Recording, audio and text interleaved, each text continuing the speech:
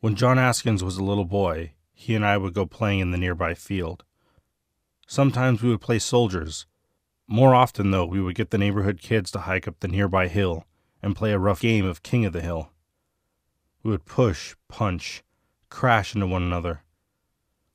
We would collide. More often than not, both children would separate and roll down opposite sides of the hill. The next two kids would stride in the middle of the hill and collide.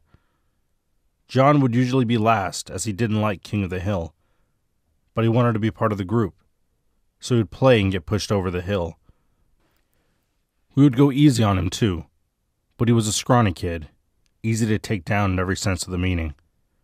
Yet he still would come around and play with us. I always felt sorry for him, but you know the old saying, there's nothing more innocent and cruel than a child. I never stood up for him, and I feel really bad for that. One day in winter, I was home alone, and John came to my house. I remember it was raining particularly hard that day, and he told me to get my bike and follow him. I did, and I trailed him for what I clocked at 5 miles. It was a large plot of land that was going to be developed on to make a new community.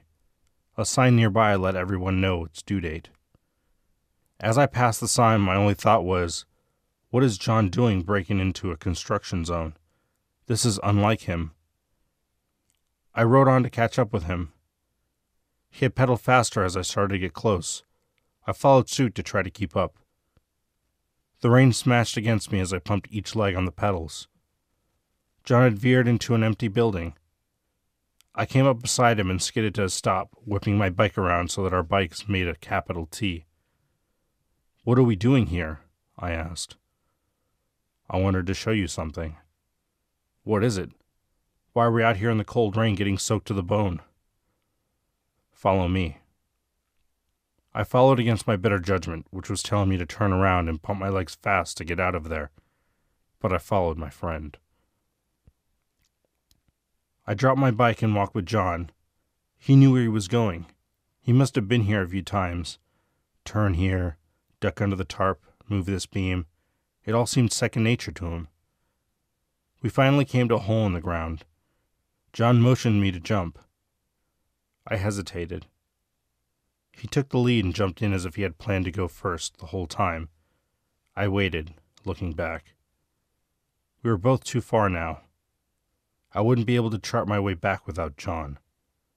I jumped in after him. It was dark. I felt a hand touch my shoulder and trace down my arm to my hand. John led the way. We walked a little ways and we stopped. The hand holding mine softened its grip and slid into the darkness. I waited a few seconds. "John! Where are you, John?" No answer. I was scared. I backed away and tripped over something. I felt a mound. I bolted to my feet and heard a moan, and breath escaped the mound. The sound was coming from everywhere, but that could have been the fear. I ran and climbed, clawing at the dirt to make my way out. I fumbled to get back to my bike. It felt like I was lost in the building forever, but I found my bike and rode it out of the construction zone, rain coming down all around me. I still made it back home in record time.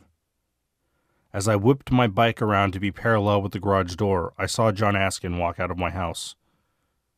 I looked at him frozen, chilled to the bone by the cold. Or maybe it was fear. He walked past me without noticing I was there.